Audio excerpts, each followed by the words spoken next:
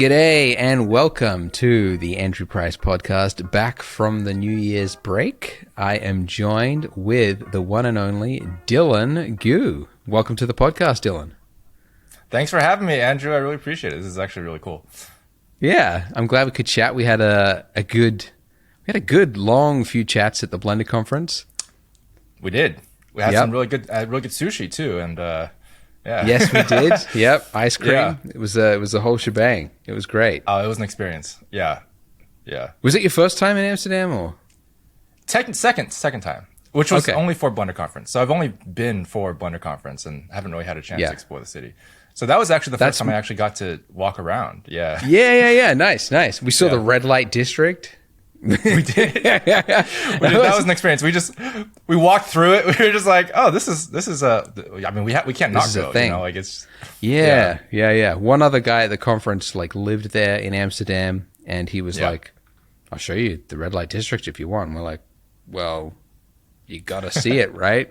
Yeah. I mean, like it's obviously like a unique location. Like you kind of like it's an interesting culture shock too, because it's like this is like it's just so different. It's like, oh wow, this is a real thing, and it's like it's cool to learn about, you know, and to see in person. It's like it opens your eyes on like you know, how things can be different. It is weird. It's like this is still planet Earth, and yet there are girls selling themselves in the windows. Yeah, so that's kind of a cool, you know, it's radical. Yeah, it's something different. Yeah, it is radical. Yeah. Anyways, it was fun. It was a fun conference. Yeah. Blender, yes. Yes, Blender. Anyways, for folks who don't know who you are, could you introduce yourself? Yes, my name is Dillon Goo. Some people know me as Dillon Goo, Goo, which is my YouTube name. My real name is Dillon Goo, Gu. I mean, it's just a pun. It's really not that complicated. Nice. But my YouTube channel is focused on animations, specifically animations done in Blender. And I've been doing it for 10 years now, I think. My animations focus a lot on fight scenes. I did a lot of fan animations back in the day. And I worked on Ruby, RWBY. Some people know that as sort of like the biggest thing I worked on, you know, when I first started animating. And nowadays I run my own studio on YouTube and have been making some independent animations and some animations for clients and stuff. And it's been a lot of fun. Our biggest focus has been just like making cool scenes, fight scenes, and other action scenes with the anime NPR rendering style and sort of pushing that a little bit further than I think most people do, hopefully. So, yeah. Damn. Yeah. It's I'd love to got a lot of questions around the anime style. But let's start with when did you get into animation? Have you always been involved in animation since you were a kid? Yes. It's an interesting story. I used to draw a lot as a kid. I think a lot of artists did. But like I as a kid always wanted to be an animator, technically. Like I used to watch animations and be like, that I want to draw Littlefoot, and you know, like Land Before Time was like my jam. So I was like, that I'm gonna watch that for 10,000 times and then be like, yeah, I could do that. And so as like a 4-year-old or 6-year-old, I was like, I want to be an animator, and my Asian mother was like, no, you don't. Like, no, really? You don't, because that you're not gonna be able to eat if you do that. And I was like, right, okay, fair enough. So like I didn't really understand much, but I was like, okay, maybe I can't be an animator. I'll be a cartoonist. They make comics. And she's like, that's worse. That's way worse. So I was like, you know, I dreamt big. I was like, yeah, I want to be like, you know, something art related. I want to do something like animatory. And like, that was always, it ultimately started as an animation. It sort of dived into a whole bunch of different art related things at some point. I didn't really do much with it for a long time. So like throughout most of my like childhood, I just mostly drew and did like art and stuff. And then I actually started doing live action directing. So really? I got really into the idea, of like storytelling. Now this is actually an interesting thing, because the reason why was because I once again wanted to get into animation. So like somewhere in high school, I was like, man, I really want to be an animator. And I was like, Monty was one of my big inspirations, and he like was like, oh, I use these certain softwares. And I was like, okay, cool, I'll try those software. then I just immediately gave up. I was like, this is way too hard. Like, I'll never be an animator. This is ridiculous. So I gave up, and I was like, what's the next best thing, right? I just want to tell stories. I want to like I loved camera angles. I loved directing. So I was like, I'm just gonna be a director. Like, I'll do like live action stuff. And so for several years, I actually did live action stuff, and I specifically did dance videos. That's a whole other thing. No way. That's where you started. Okay. Yeah, this is like a really roundabout story, like origin story, but no, this is interesting. I was also a dancer, so I the only people I could convince to be in my videos were my dance friends. So I made dance videos for several years, and that's how I got a lot of my camera work experience and my acting experience. And where did these videos go? Like up on YouTube or? Yeah, they're on YouTube. They're on a secret channel, which I won't say. Damn. Okay. How old were you at this point? I was probably like 15, 16, I think. Okay. Just in high school, mucking around with friends. Yeah. Throwing it up online. Exactly. Okay. Yeah. I made a couple of like narrative pieces. I made one in college about like sleep paralysis. I did like a horror film once, and then like after that, and then at some point, basically, I was like this is just like, I guess, the theme of my life. I guess I'll try animation again. So this is like my third time like getting into animation, and like this time, I was like, okay, I'm gonna try 3ds Max. Nice. So this is where it gets a little weird. Okay. I was actually learning 3ds Max, and then my friend was like, "Why are you doing that? There's a free software called Blender. You should use that one instead." And I was like, "What year was this?" This was 2012. Okay. No, Oh, yeah. Right. Ooh. It was 2011. It was 2.62, I think, the first version that I used. Wow. Okay. So this was the old arcane interface. It was not as easy to get to grips with as it is today, but okay. Yep. Exactly. And so I was like, okay, I'll forget everything I learned about 3ds Max, and I'll use Blender, because I was like, it's free, it's fine, that's good. And then and then I just went into like hyperbolic training mode, and I started getting addicted, and then it just never stopped, and now I'm here. That's like kind of true. That's pretty much it. So in the first month that I used Blender, I just Googled a bunch of tutorials and just sort of learned as much as I could, and a lot of those were actually yours. Actually, I learned a lot of Blender from you in the first month or so. That was really cool. Yeah. Nice. So yeah, it's all come full circle. I mean, I've done, like, I don't think I've gone like a single day at home like not using Blender like since then. That was like 10 years ago. 12 damn, years, dude. 12 years ago. Yeah. Okay, so quick pause. You mentioned you Montague said he was using a piece of sorry. What piece of software was that you first started with? That was Poser. So Poser it's honestly like no one really uses it. It's most popular in porn communities. Poser. Like Poser, Daz 3D, like they're kind of the same. I think I think they're owned by the same company now, but it's very like bare bones, like minimal. I mean, it's called Poser. It's not even called Animator. So it's like, it's not really made for animation either. Like, it's like, so it can do some like basic stuff, but like Monty was he was just a god at it. Like he knew how to beat that software into submission. Right. And I didn't really know how he did it until, of course, I worked at Ruby. And at Ruby, they used Poser because Monty used Poser.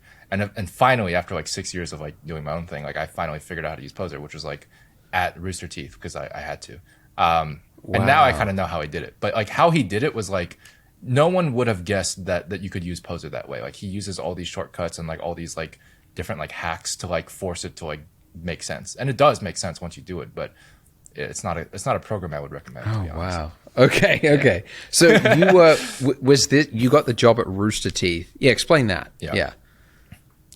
So that was okay. So like after I got addicted to Blender and I was just making animations, I started posting on YouTube.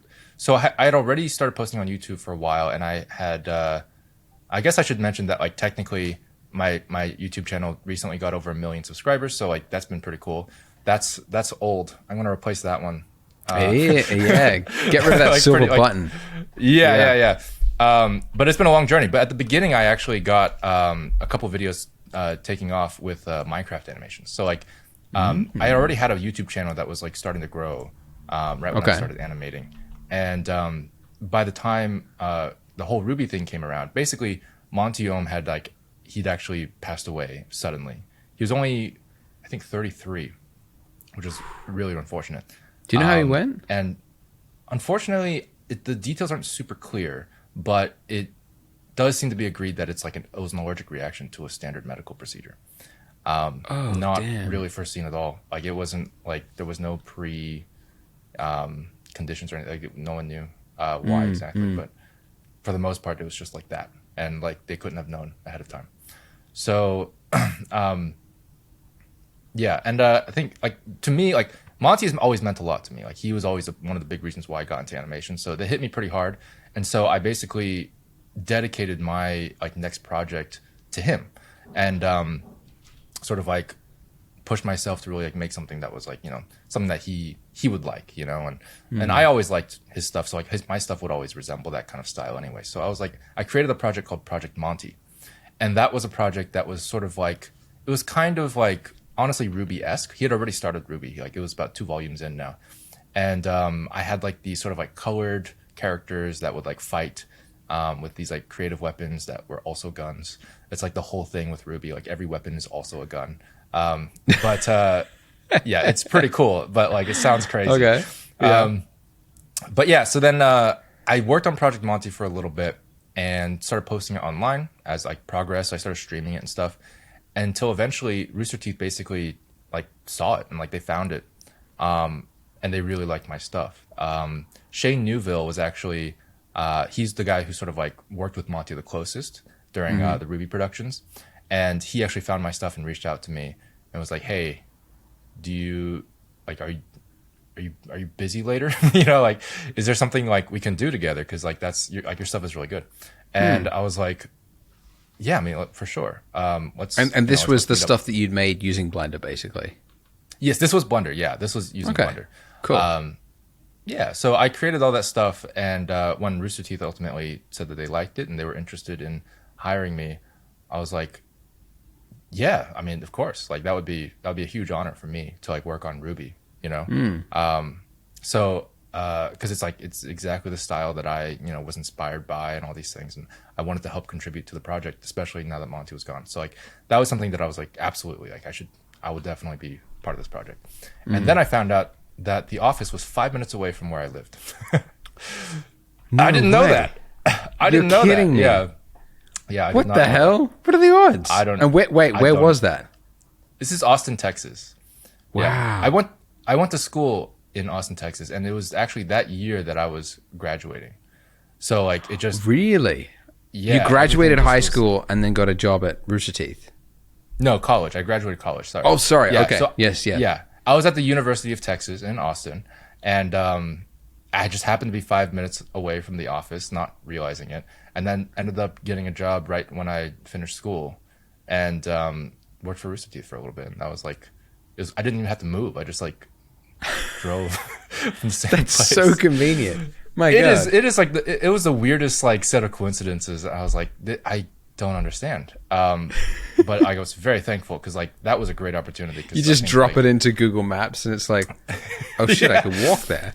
Yeah, pretty much. I mean, I was there's no way, that's impossible. But I had no idea. I wasn't considering any of that when I was picking the place 3 years ago. I moved in 3 years ago. It wasn't even anyway. Wow. So I I just couldn't believe it. So I had a great time working on Ruby. I think how long were you there for? And what year did you start?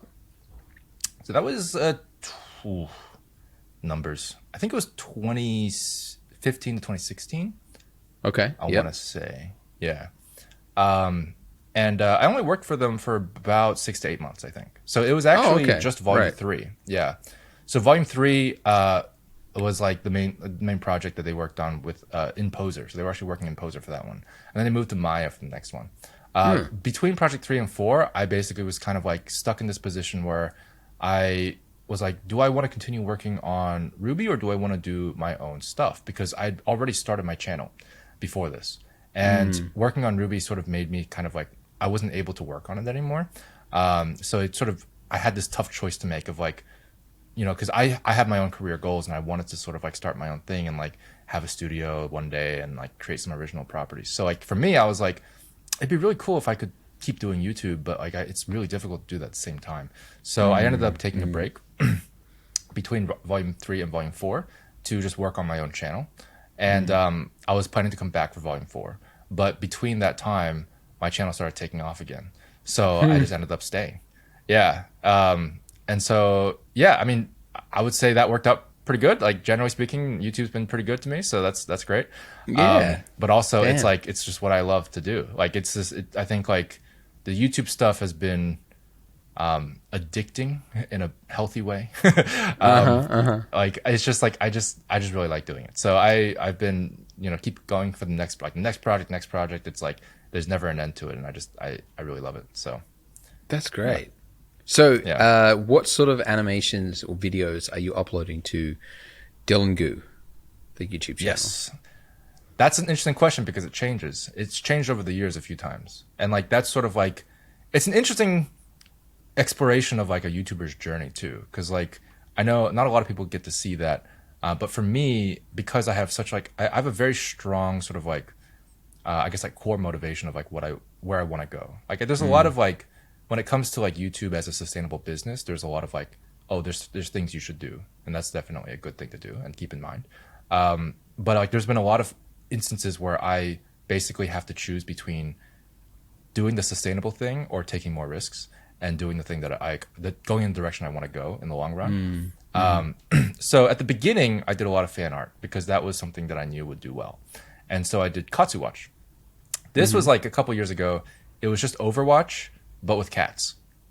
So you would have cute little kitties doing Overwatch fight animations. And it was just like this cool little dichotomy of like cute but deadly, which is a pun on one of their figurine names. But essentially, they like that series got pretty big. Like a lot of people really enjoyed that. The Overwatch community really enjoyed that. And I really enjoyed it. I had a lot of fun doing it. I even made plushies of them, and like Blizzard actually reached out to me, and like we worked together on some projects. No way, there. Really? That's crazy. Yeah, I did like a Katsu Watch sponsored video by Blizzard. So like I did like a cat animation of like one of their new skins to like promote it and stuff. That was pretty. Is that right? No way. Okay. Yeah. So they were really supportive, and I was like, this is great. You know, I could keep doing this. But then at some point I was like, yeah, I could. But like ultimately, like what I want to do is to create original IPs and to, you know, animate something that's closer to the anime style, you know, of animation. So going into the more sort of serious storytelling, serious characters, that kind of thing was sort of my goal. So I was like, these are cute, these are good, but let's see if, what else can I do as an artist? Can I push myself further? And so I actually started going away from Katsu Watch, much to the dismay of some subscribers. Oh, really? But, they keep asking about it. So like I keep getting messages about like, where's, you know, the new character for Overwatch 2 as a cat? It's like, it's been 5 years. Come on. yeah. Let it go. Yeah. But like that is something that people still, you know, want to watch. And it's interesting because it's like that's a little sort of mini franchise that I started that I just sort of like wanted to move away from. And so then I started doing some more stuff. And I did more cat stuff because that was still good as like a testing ground because they're much easier to model. And so I created that to like test the anime side of things. So I started parodying anime. So then I did Demon Slayer cats. Then I did One Punch Cat. Then I did, you know, Attack on Titan but with cats. These are all like very popular anime with like cute kitties, and like My Hero Academia with cats. And like I started doing a bunch of those videos to really practice, you know, what we could be capable of if we started doing more anime style stuff, like anime style directing, you know, that kind of thing. But kept the cat theme because we wanted to keep the, you know, the same sort of thread of audience, and also like that's still an appeal that makes people like want to watch it, right? So we did that for a while. So then we did anime cats, and then finally, as of like last year, we started doing human stuff. So now we're officially doing like human stories. And at the end of the day, like the types of videos vary very much on just like what do we think we can do to push ourselves. So like in the past, we did like, you know, parodies of like fan art that like are from like the show, like a scene from the show, but like animated with cats, and like we sort of like learned from that. And then now we're starting to push more into like the original things of like we made an original series called Katsu, Cyber Katsu. This is actually still cats, but it's a cat girl, so it's a human. yeah. See, so now we're practicing. So I'm like a Pokemon evolving. Like I feel like I've just been like, okay, we gotta like change a little bit, but like keep the previous like, you know, Pikachu, like Raichu still got the cheeks, you know. So it's like you just gotta like keep going with like the common thread. And I'm at the point where we've went from cat girls now to like just humans. So now we're doing pure human anime stuff. And our recent project was with Genshin Impact. So they sponsored a video for us to do, and that video did very well. People are really enjoying that one. And that's like a full human piece that's in like the full anime style. Oh, wow. And it's sort of Genshin Impact is an anime show? Kind of. It's an anime game. They are also doing a show, but that's a separate thing. So they're a gacha game. I don't know if you're familiar with gacha, but it's like a loot box. Like loot box. Waifus. Yeah, right. Yeah. Yeah. So you just have like this sort of gambling mechanic in like a free-to-play game where you can get like new characters and stuff. Right. But it's fully anime style. So Genshin Impact's a pretty popular. It's probably the most popular anime style game out there right now. And they're from like a Chinese company, and like they do a lot of stuff. They came out around the pandemic time, so like 2020. Wow. Okay. Got it. Wow, so much to unpack. This is crazy. I know. There's a whole world out there. Like, it's crazy. I mean, when you said like, yeah, I did like a few like Overwatch videos. Like I just like loaded up your channel, and I'm like, had to keep scrolling. And I'm like, is it just an Overwatch channel? There's so many. So this was purely just for fun with cats. And I assume you're a fan of Overwatch, and you just fused the two, and then you just grew. Your subscribers grew. Yes. That's crazy. So, and I was full time at the time too. Because I created some merch and I created some like, you know, ways to support me, and ultimately like that plus the ad revenue, I was able to actually live off of it. Right. Okay. So at like, this point, it was just you doing the Katsu. It was just animation. me. Yes. Exactly. Okay. It was just me. Yeah. Okay. So in fact, like a lot of the reason why there's so many videos is because like as just me, I was like pushing myself very hard to like upload a video like every 3 weeks or something, and like there's just like constantly like this battle, because like that was my livelihood. So I was like, I kind of have to get more videos out for you know, to see if I can scale, and like it wasn't scalable, and like that's sort of like ultimately what I learned. It's like I can't scale by myself. Like I can only do so much, and like I'm barely able to just like, you know, recover from the last video before I can make another one. So that was where I was like, I think I need a team. Yeah, right. I'm actually kind of curious, because I know you've probably heard like within the YouTube community that YouTube changed its ad algorithm maybe like 8-ish years ago or something, whereby previously I think you got paid per view, but now it was like paid per watch time, which meant that there used to be these like channels that would work for a year making like 1 minute of animation. And then when they did this change, it meant that like they just couldn't do it. Didn't have enough revenue anymore. So I assume now it's probably changed. I mean, with all the extra advertisers now on YouTube, it's probably gone up. But not kind of. Not okay. Really. Not really. Okay. Animation is still really bad.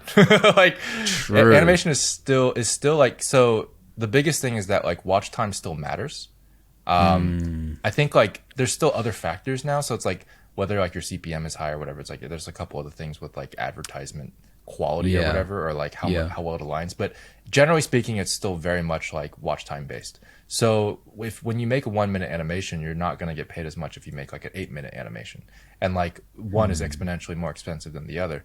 And like compare that to like a vlog, right? It's like a 5-minute vlog versus like a 10-minute vlog is like this. It's honestly kind of the same amount of work, right? It's like at the end of the day, you have more than that for footage. So it's like you're just cutting it down. So like, in fact, sometimes the shorter one takes more time. So it's like at that point, I think like, you know, doing animation on YouTube is not like the best business strategy, because like it is a very like time consuming process. And that's something that like I just personally feel really strongly about. Like I just really like animation. So like I've always been like, I'm going to make it work somehow. So most of my revenue came from merchandising, not from ad revenue. True. No way. Okay. And you could sell the Katsu Overwatch stuff Yes. without I mean, Blizzard getting like give that us was some cash. That was it was fortuitous. It was a very much like a forgiveness, not permission thing. So like I was like, I guessed we're it just would gonna be. do it. Yeah. Totally. It totally is. And it No is way for, the like, legal most department everybody. signed off on that. No. Like if I ask them ahead of time, they're not gonna be like, yeah, we'll take a chance. Like who knows? Like, no way. Yeah. No, but they're very supportive of fan art, generally speaking. So like I was optimistic. I was like, I think it's fine. So like I did that. It was a calculated risk, and ultimately they actually turned around and were like, this is cool. Like we actually really like what you're doing with the merchandise. Nice. They actually at some point wanted to try to actually help us distribute it. So they were originally going to be like, oh, like we could actually put those plushies. They could go on our website. That didn't work out because they happened to be going through a bunch of management changes at the time.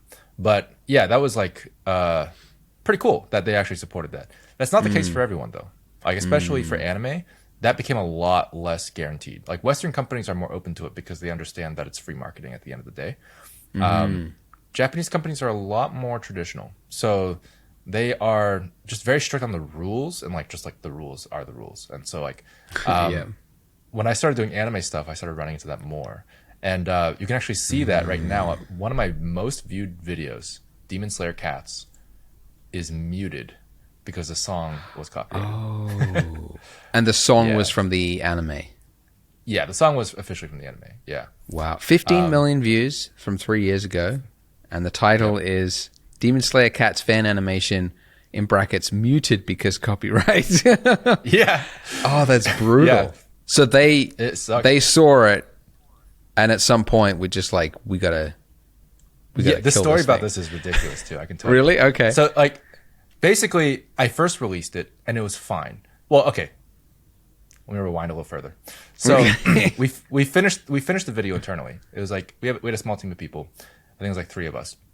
And this is when my team was still like just growing. But like we finished the animation, and like this was heavily inspired by like one of the climactic scenes in the anime. And so like we were trying to recreate it in 3D, which is a pretty big feat to do because like we're just 3 people, you know, and this is UFO Table, like one of the biggest anime studios in the world. So like we were just like trying to recreate the most climactic, most effects heavy shots with just 3 people in Blender. Okay. People. There we go. So like when we did it, we were like, I was like really proud of what we were like, this looks really good. Like this looks really, really good. And I think like, you know, our effects team did an amazing job. Like the animation was really good. Our rendering was great. Like we did a little bit of comp, and it like started looking really like almost like identical to the original anime. And I was like, this is crazy. We've accomplished something like really, really hard. Yeah. And like, I was proud of the team. So like and when I finally came to upload it, the visuals got copyrighted because they thought it was from the episode. Because we had copied it so well that the algorithm detected it as if it was actually from the show. But we didn't have a single pixel from the original show. Yeah. That's wild. So, like, I didn't know the algorithm would match something. Yeah, because you see people like putting like a filter over it or flipping it, and it's like that's enough to throw it off. But you made an entire Blender recreation, and that wasn't enough. That's wild. It wasn't enough. It's not original enough for them, but if I flip it, it's fine. Yeah, no, it was this crazy moment of just like, I think we did too good of a job. And like, wow. I what I had to do was there's a certain amount of limit of like, if it's like a certain number of seconds in a row where it's the same, then like it'll detect it. If it's like less or whatever, it'll like not be sure anymore. So like there was a certain thing where I like one of the scenes I like changed the camera angle a little bit, and then it didn't detect it anymore. So I was like, okay, we're good.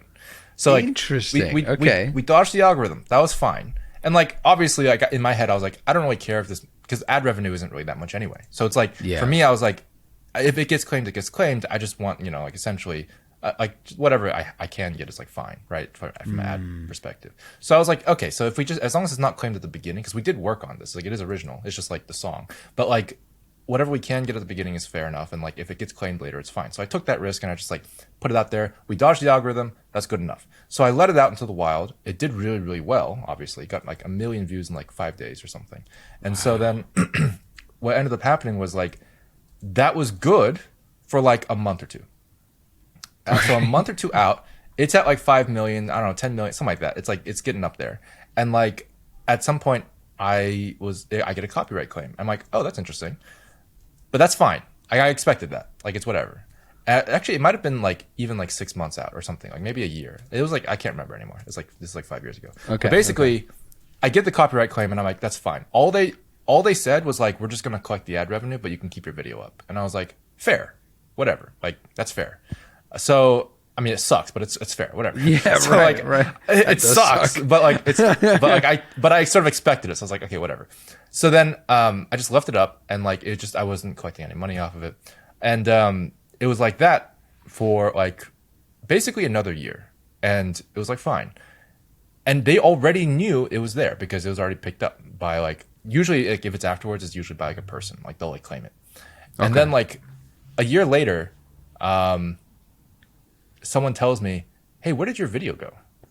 Where's your Demon Slayer Cats video? I was like, what do you mean? It's where like it's there. It's on my channel. What do you mean? Like, so I go and check and I can see it, but that's because I'm logged in. And then I realized that actually the whole video had been taken down at some point. So like I got around to like figuring out like where it went. Like it's just gone on my channel.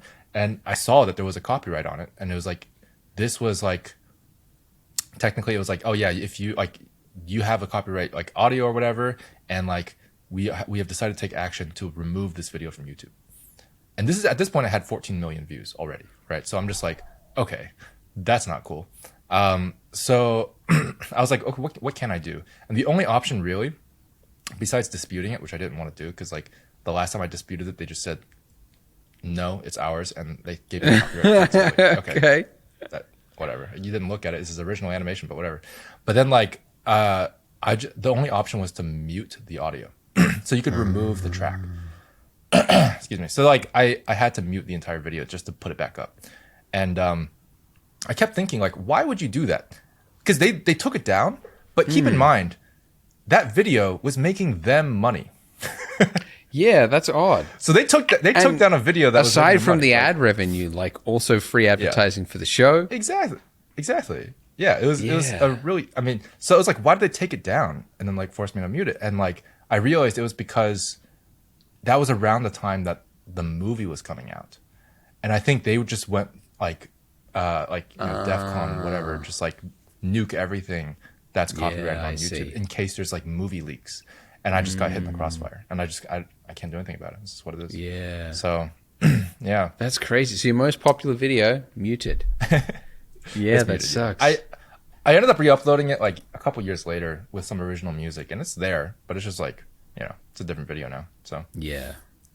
Wow. That is wild. Okay. Got it. Yeah, that was a long story. Sorry about that. But No. That's very interesting. I mean, I'm always curious to know. Yeah, like how to make it feasibly work. And for animators, I've always just been curious, like how do you make money through YouTube? Because as you said, a vlogger, like to an advertiser, like it's the same thing. It's like seconds being watched of a video before they get an advert. So to an advertiser, they're not going to pay more to put it in front of a animation. It's just another piece. It's eyeballs on a screen. So it really doesn't favor certain art forms, unfortunately. You know, it doesn't. And animation's one of them. I think like the people I sort of really respect in this field right now is Glitch Productions. They are a YouTube channel right now. They're funding like indie animations right now, and they're doing a really good job trying to like I guess like what's the word, nurture animation on YouTube, because they have a channel called SMG4 where they just make a lot of like just a lot of like short videos that are sort of like funny. They cater kind of towards the younger audience, and like they're really fast to pump out, and those videos get like 5 million views each, and they post one every 3 days, and that's like incredible. I mean, from like a production logistics standpoint, like as a studio head now, I'm just like huge respect to get like that kind of output and have that kind of performance is incredible. So like I don't really watch their videos, I don't really understand what goes into them, but like what they're doing right now is they're creating basically something that can generate revenue with animation, and that's like that revenue is now being used to fund the more artistic endeavors that not only they're doing but also other artists on the platform are doing. So like I think they're worth checking out. They have the Glitch Productions channel is like where they put all their like original IPs and stuff, and they've been doing that and doing a good job at it. I think ultimately, you know, especially as businessmen, they've been able to make it sustainable to the point where they've been also selling merchandise and doing all these things and getting sponsorships to help make that sustainable. One interesting thing about like the ad revenue thing is like, I think even in like traditional media, animation doesn't really do well with ads. Like generally, it doesn't make sense in like TVs either. Like if you have a TV commercial, you're not getting paid more if it's animation either, and it costs the same. So yeah, good like point for the advertisers. So at the end of the day, what I think, why is like what animation is typically used for in other industries as well, is ultimately to sell merchandise. I mean, that's kind of a big thing. That's what a lot of cartoons were in the 90s, really. They were just toy commercials. But like, that's where a lot of I think the revenue comes from. When you can have the freedom to make whatever characters you want, you also have the freedom to create stronger branding. And I think that's where a lot of the value from animation actually lies. And I think Glitch Productions is starting to understand that really well as they're exploring these original IPs. So yeah, I think, something to look at when you want to take a look at like the, potential of animation on YouTube. They're the ones I think like really gunning for that at the moment. Oh, interesting. Yeah. And they're doing their own IP. Yes, they're doing their own IP. Yeah. And now I'm curious about that because I've always thought like I went to like Lightbox Expo and walking around the stalls and stuff, and there's the people that are selling, you know, their own IP, right? And it could, you know, sort of has to like survive on its own. Oh yeah, like has to be really, really good to kind of. And then there's people selling fan art, and obviously fan art is like they're just relying on Disney never, you know, saying stop doing that. Exactly. But at the same time, people are more interested in that stuff because they already understand the IP. Yeah. And then you look at, you know, like Avatar, you know, was it James Cameron sold it for $70 billion? Like IP is the value of the thing, right? Yeah. So I've always had like IP sounds like it'd be so fun, but so difficult to make profitable. It is. No, you're right. You're right about that. I've, you know, for me, like my end goal is to create an original IP, you know, as a studio. And I want to like have that kind of like control over a world, over a universe, as an artist to be able to do that. But also from a business perspective, you have so many more opportunities to really support yourself because like now you own everything. Like, because at the end of the day with fan art, you don't own anything. And like everything is sort of like in the hands of corporations of like whether or not you can actually continue to do this. Yes. And so that's you that, like, almost you have to limit yourself as well, because if you got really big and you started hiring other animators and now you're still selling this merch by Disney, let's say, like eventually you're going to get so big that they'll no longer see it as like, you know, a David and Goliath, like bad PR story. They'll just be like, well, this is now two big companies. Like we'll just tell them to stop. You know, it's like now you've built up this huge thing and now you're screwed. So it's like, because you're limited to success. It's like if honestly, just the way it is like if you're too successful, they will either buy you or get you to stop, right? Like they probably won't buy you. They'll just say stop. So they're just gonna say stop, or they'll just steal your idea and not pay you anyway. Like it doesn't matter, right? Like it's this like if you have like a really good product, for example, like they're just like, okay, we're just gonna take that idea and make it ourselves. Like they have all the freedom, they have all the control. So like for me, making my own IP is something that I think like is really important as an artist.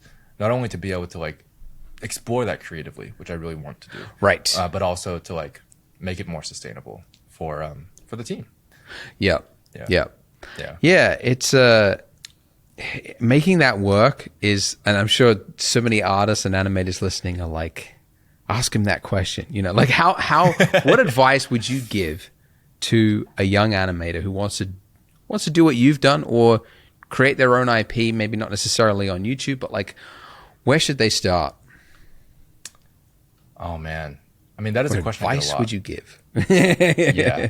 What would I tell myself 10 years ago? I think what's interesting about it is like I've sort of like I've had such an interesting journey. I mean, just sort of explaining like what I've done on YouTube is even like hard to explain. So like when it comes to like giving people a direct path, it's like that's very difficult because it's just such a culmination of things for me to like have arrived where I am now.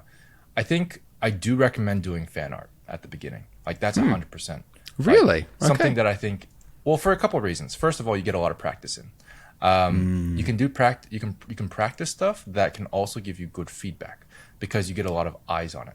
So for example, true. like if I did like an original piece, but like, you know, I wanted to know, did people think it like, you know, did they like the fight animation? Did they like the directing? Was the voice acting weird? Like I can make an original piece and then like nobody watches it. And I get like maybe 10 people and then like maybe I get like 5 comments that say like, good.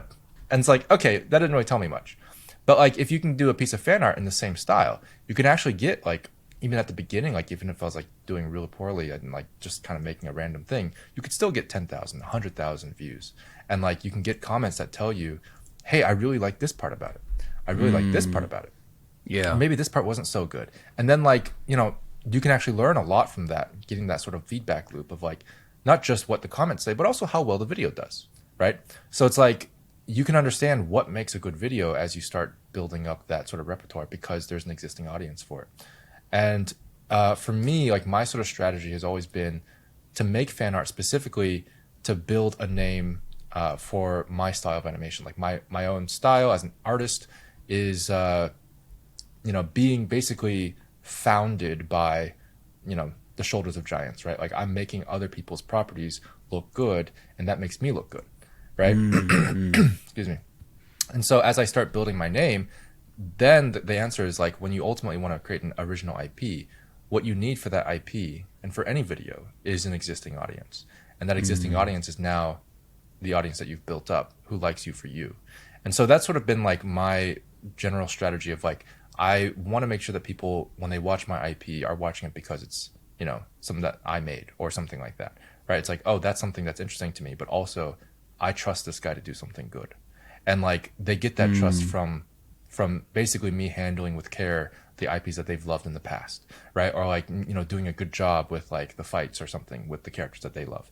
And so with that trust and building that trust with the audience, you can have an IP that I think later on will have a higher chance of success, a higher chance of sustainability, that kind of thing. But also generally speaking, will make people happier. I think they'll be like, oh, this is like a promise that was kept years ago.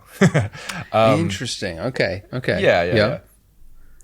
So I think I do recommend doing fan art for that reason. That's just my personal strategy, and I think it's worked, generally speaking. And you also get the advantage of like learning other people's styles and seeing which one you like the most. Like not just art styles, but directing styles. You know, like there's so much that goes into it. And then from a revenue standpoint, you really got to think about money. Like that's the other thing. It's like a lot of artists just like to think about art, and that's great. Art is good. Until you need to pay the bills. But you got to pay the bills. And at the end of the day, it's like you can't see money as evil. I think that's one thing. It's like a lot of people think that money corrupts. And it's like it certainly does in some cases. Money enables. Yeah. I think ultimately if you pursue art without the intention of money, that's great. Just know that that's all it's going to be. It's just going to be a hobby, and that's fine. And that also means you'll have limited time for it. Like at the end of the day, right? Like you can only do it at part time. For me, I'm unhealthily addicted. I said I was healthily addicted. It's a lie. I'm unhealthily addicted to animation. So I personally really, really like it. I really enjoy doing it. So I'm just like, my ideal vacation is just animating for 12 hours. Right. Wow. So like, interesting. That's crazy. Yeah. I'm a weird guy. Like, what can I say? So I really enjoy like just telling stories. Like I will like storyboard, you know, stuff like when I'm bored, that kind of thing is like what I enjoy doing. So for me, getting another job is like, oh God, no, I don't want to do that. No way. So what I do is I focus specifically on like, well, what is the goal here, right? The goal is to just do what I love all the time. And the only way to do that is to make money. And so like everything that informs my decisions is sort of like, how does this help me continue doing what I do? Yeah. Because if I do something that hinders me from doing it more, then I'm not spending my time in the right place. And I think that's something that artists should think about a bit more. It's not something that they should reprimand themselves for. Like ultimately you should just do what you feel like you want to do. Like always do something that you enjoy. Don't like sell yourself to the devil or whatever and like do something that only makes money, because that's also dangerous. But like find that overlap of like, this is something I really enjoy and here's how I can make money off of it. Right? Like that's the way you have to think about it. I think people think about it too much in like the idea of if you involve money at all, you'll forget what you really love. And I think it's ultimately just a prioritization thing. But you got to like think about it in your head actively and be like, no, I can't sacrifice that. So yeah, exactly. I think also that's just like not a professional mindset. Like, yeah, it's not sustainable emotionally, right? Yeah, that's the other thing. That's right. And as you said, like, you know, to do animation 12 hours a day, like if you weren't getting paid, if you hadn't figured out how to monetize it yet and obtain that evil, greedy thing called money, then you wouldn't be able to. You'd do it in your spare time whilst working at McDonald's during the day, in which case, like, the end of your life, how great you are as an animator will depend on how many hours you actually got to spend doing the thing.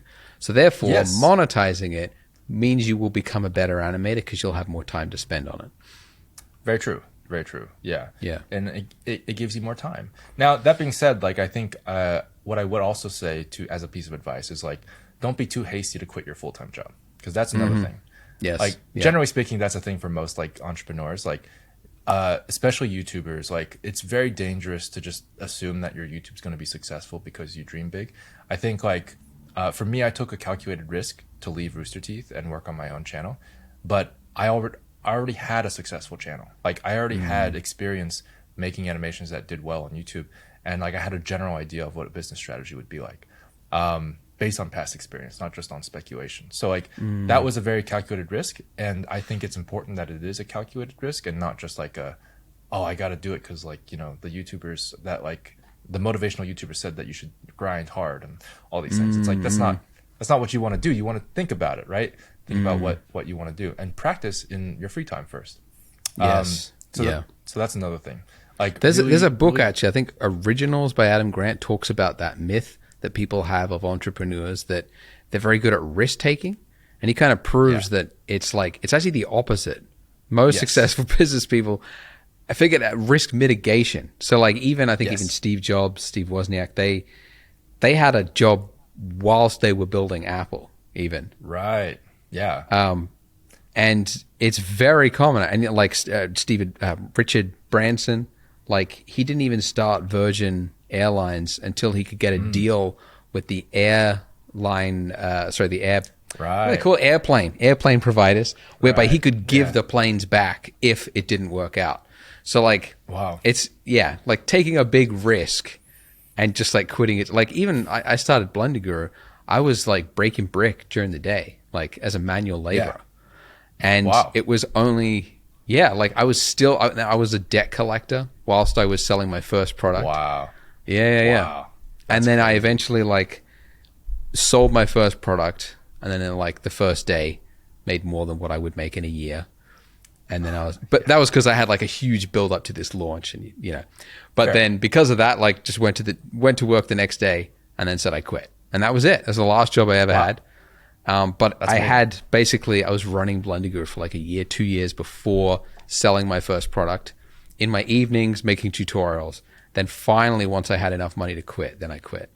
So I think that's a very important lesson. Like, don't quit, because, like, you also don't know the odds of, like, success. You got to work hard. Yeah. I mean, what I think what you really need before you quit is the experience of, like, what will work. Like, you have to be like, oh, this does work. I think, like, Pierrick had a very interesting, like, similar, like, experience as you, like, when he first sold his, like, a live course, I think, which did really, really well.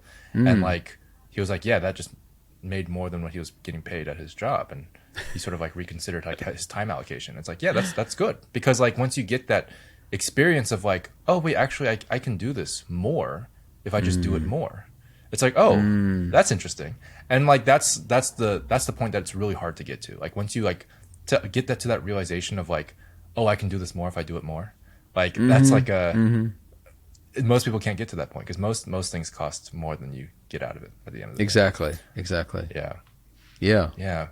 But I think it's interesting because when they talk about good at taking risks, it's like, like, they avoid any risk they don't have to take. And I think, like, that's the real thing.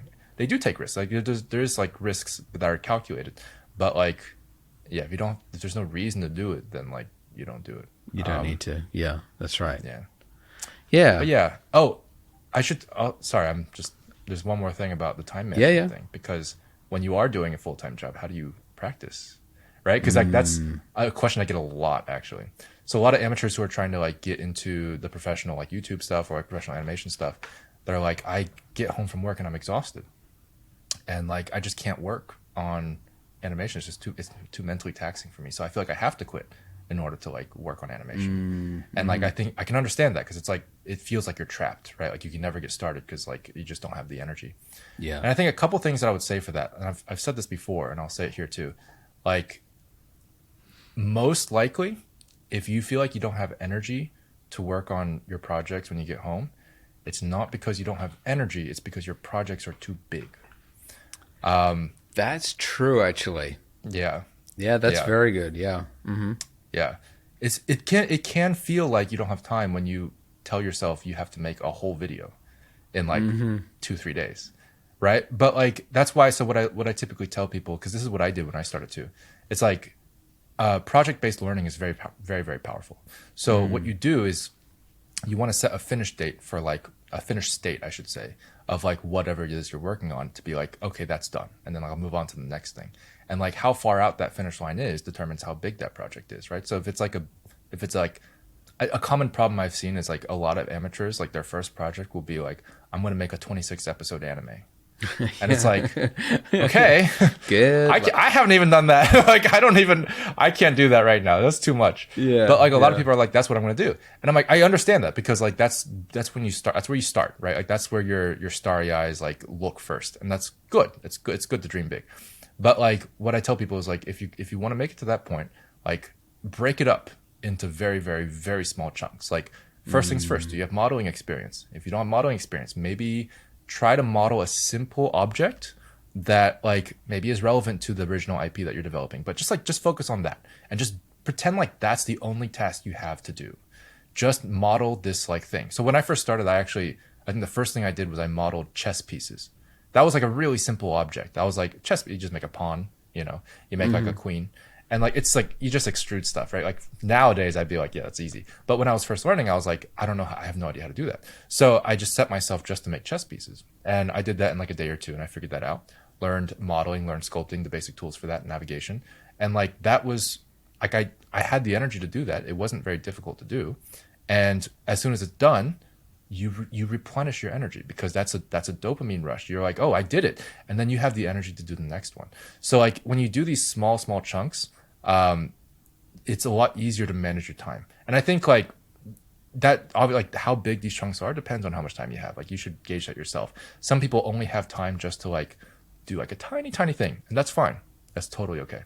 As long as you get a little bit done, I think you can build your energy back up over time. And that's just my personal philosophy. I think like when people ask me that and it seems like a catch-22, I think it's more about like understanding what the real problem is, and not so much having to quit or not to quit. Like that's a different question.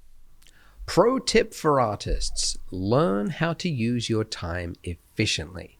If you are spending time making a shader that you've already built 100 times before, that is time not spent somewhere else more important. Polygon solves this by giving you access to over 5,000 assets which are plug and play.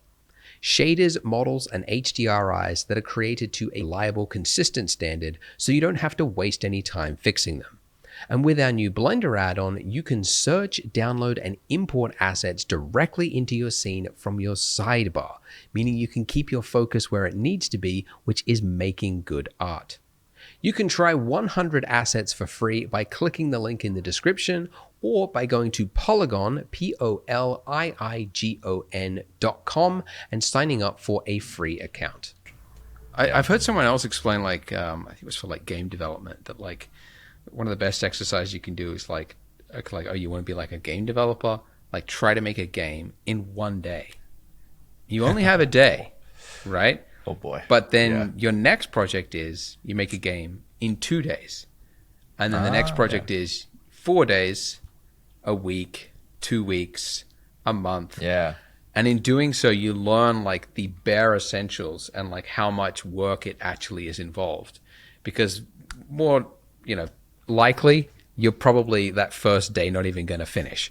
And then the next day you'll be better at understanding what you can actually accomplish within that time and what your skills are at. And then, you can sort of extrapolate there. But then in doing so, you don't have the mistake that most game developers have of like, I'm going to make a Call of Duty, first person shooter by myself, because it's just unrealistic. Battle Royale. Yeah. Exactly. Yeah. So that's another attempt. But yeah, that's a very good point. Like seeing progress is like it's a real motivational boost to get stuff out there. And yeah, you're totally right. A lot of people, I think, are just demotivated because, or the other one is just like perfectionism. Like it's not good enough to release yet. Like some people will just spend like months on like a single image of like a render that they're going to put on ArtStation or something, and it's like, dude, like you feel burned out, you feel like you're demotivated. It's like just like lower this expectation that you've got. Like have fun with it. Tell yourself you're going to do one per week, for this year, and it doesn't matter if it looks shit then, because you set this goal, of doing it in a week. So like, I think there's a lot you can do. Yeah. Yeah. What's really interesting about that is like, well, like, because people in that mindset would probably find it pretty difficult to like override that mentality, because it's sort of like baked into like their decision making of like, well, there's so much to lose if I post it now, but there's so much to gain if I just never do, right? Because like I'll just like keep working on it and eventually be better. But like that day, of course, never comes. But they don't think about that. So like, I think the biggest thing is like, how do you actually get out of that loop? How do you convince yourself to be okay with imperfection? Like that's a big question. And I'm sure a lot of people listening are probably thinking of that. They're like, I'm a perfectionist, but I don't know what to do about it. I think there's a couple things. Like for me, I used to be a perfectionist, so I can kind of talk about it. I like as a kid would throw away drawings if they had like the singlest smallest mistake. I'd be like, all right, I don't just crumple it up, I just throw it away. And like my mom would always be like, you're stupid. Like, what are you doing? That's a great drawing, right? And I'd be like, no, it's terrible. It sucks. And like, something like because of that, I would have that problem with a lot of things. Like generally speaking, with my art, I'd be like very picky about it. And then it wasn't until this is Monty again. Monty said something in one of his interviews a long time ago that I really like. It really stuck with me. And he always said, a finished product is always better than a finished video is always better than a perfect video that was never released. Like, always. Yes. So like it doesn't matter if it's perfect, it matters if it's done. Like if it's posted. Like that's what matters. And so like getting to that point of just finishing it, not if it's perfect, but just finishing it is like that's the goal, not the perfection. And like framing it that way made me realize like, oh yeah, wait, that's true. And so I started being able to like reframe it that way. Now that's a little different than just like actually hacking the mind. That was just me sort of thinking about it. So then like the other question is like, well, if you're already stuck in that mindset, like, yeah, finishing is more important, but like, how do you really convince yourself to do that? And I think like, for example, like the example of if someone is working on a single image for a couple months, how would they convince themselves to post it tomorrow? And I think what you said is interesting because the goals make sense. If you have a goal, like a week to do it, then once you reach that weekend, there's something in your head that tells you if I betray my original goal, that's bad.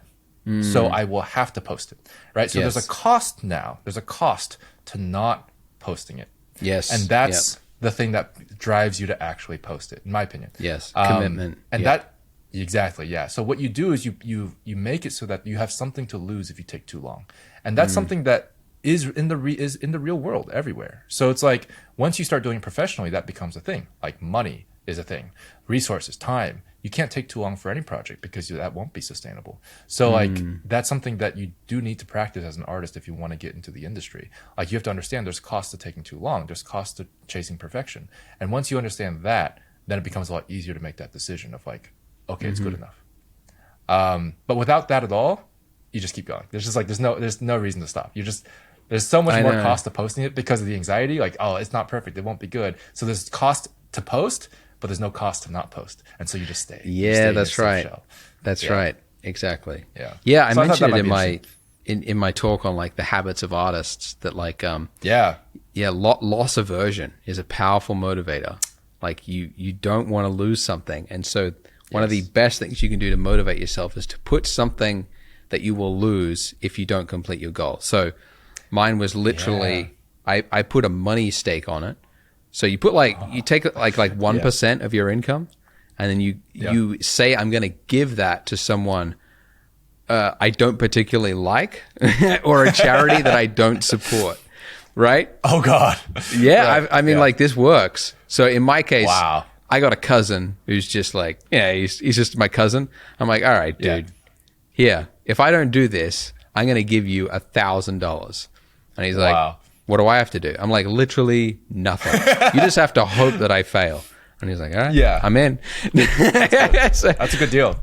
Yeah, and in my case, as I mentioned in the presentation, it was like I had to get 1,000 likes on ArtStation for 2D related art, because I always wanted to like learn 2D. And in doing so, like, if I didn't have that, there's no way I would have like done it. Right. The amount of like stress that gave me, because I'd announced it as well, like, to everyone, so it was like, oh shit, like, if I don't do this, you know. So it did eventually work out. Like, a couple of weeks before I did it, like, one of my pieces finally got enough that it tipped me over the total 1,000, you know. But it was so much work. But yeah, like, saying you're going to do something as well, announcing it to others, you know, also that now makes you look bad if you don't do it. So that I mean, I've been saying it for years, but like, I haven't seen any artist actually do it. But one of the best ways to learn is to make an announcement. I'm going to make one artwork per week for the rest of the year. And I haven't seen anybody actually do it. But like, if you really want to improve, you're really serious, do it. Doesn't matter if you've got a full-time job or you're a student. You can do it in your evenings. Like, just finish one per week for the whole year. You'll have 52 artworks by the end, and it'd be insane. Doesn't like Beeple do like once a day or something? He does one a day, which I actually I've recommended people in the past not to follow that, because the amount of work like 3D typically takes, there's not a lot you can really do in a day. So if you did do one a day without using from like just huge amounts of like kit bashed assets, asset libraries, or restricting yourself on what you can actually do, right? Because like, if you don't know Substance Painter, there's not enough time in one day to learn Substance Painter to paint something that you need to put in that render. So that's very true. You'll end up just like only sticking to what you know. So I think per day it's just too short of a time frame. But that's fair. Anyway, I think it's true. I think people should set goals for themselves, and I think like having like something that is an obvious finish line, like this is the point where you're done, and this is the point where you post it, is really good. It's interesting you say that, because I figured I'd bring this up, because like when you mentioned like telling people publicly that you're going to do something, interestingly enough, I've heard the opposite, and this is for a totally different reason. I know the one you're talking about. Yeah. People have talked about like if you talk about what you're doing, you're less likely to do it, because you have this dopamine rush that people say like, oh, that's a really cool idea, and then like you're already satisfied. You don't have the motivation to finish the job. You get all this congratulations from people, like, that's a great mission, like, great New Year's resolution, and then you feel like you've accomplished it, but you haven't done shit. So So there's a balance there. It's like, how do you figure out like, yes, you announce it, but also like you don't make it a big deal. Like, people don't like don't like reward you for that, and that kind of thing. It's sort of like you do it for yourself. At the end of the day, that's something that like has to be balanced in a way that like doesn't feel too like, I guess, like counterproductive or counter. I know what you mean. I personally don't have that. Like, if I say I'm going to do something, it's like, oh shit, I feel like I'm carrying this like heavy backpack for the rest of it until I finish it. So, but I know what you mean. No, it's interesting, because I definitely feel that way too. But I've also seen people just suffer from that a lot. Like for me personally, like I will definitely feel that pressure, especially because I have like a channel and a brand that I need to like continue to foster, right? That's a big thing. But like, there's people who like I know a couple of friends who are like, you know, like I'm gonna be like a streamer, or like I'm gonna be like I'm gonna do this like a million times and like practice this thing a million times, and it's like, and people are like, dude, that's gonna be so great, like you're gonna be so good, and like all these things, and then like, you know, it just doesn't work out. Or like, I'm gonna start this business or whatever, and it's like, okay, great, but like it may not work out, and like, and that ultimately comes down to sort of like a lot of things. But at the end of the day, I've noticed like their motivation kind of drops a little bit, and like all these things kind of happen because like things are just not, you know, motivating them as much anymore. And I have a feeling it has a lot to do with that sort of like disconnect between like the initial response and like what people think about it, a month later or whatever. And it's like, yeah, I really liked it when I said I was going to do it, but not when I actually started doing it. So like, right.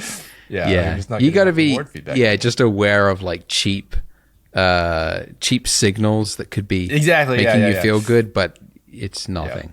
You have to ignore it. Oh man, that's another thing too. It's like, I feel like one thing that if you want to be an artist, or if you want to be a YouTuber, also just anything that where you put yourself out there, it's very important to try not to let the external opinions get to you, because there's a lot of people with positive and negative opinions of your stuff that will, if you let it get to you, it could be very negative for your mental health. A lot of YouTubers talk about like the anxieties and stuff that they face, because it's like, oh, this guy, like a bunch of mean comments said something and that's bad. There's a lot of positive comments too, but like, yeah, all the mean ones kind of outweigh that, or like all these things, and it's really difficult to sort of judge it, because ultimately they sort of define who they are based on what the comments say, or like, what someone on the internet said. And I think it's very, very easy to fall into that trap. It's not anyone's fault to do that, because that's just how we are as humans. But I will say, like, if going into that, like, just be prepared to like be ready to define yourself separate from what people think about your work, because like that's going to be very important to keep in mind. Like, you're not defined by your work. You are who you are. So I think at a certain point, like checking the comments for like the 15th time, like I don't know, it's like sniffing your own farts. It's like you're just coming back for like a dopamine rush. It's like, just let it go.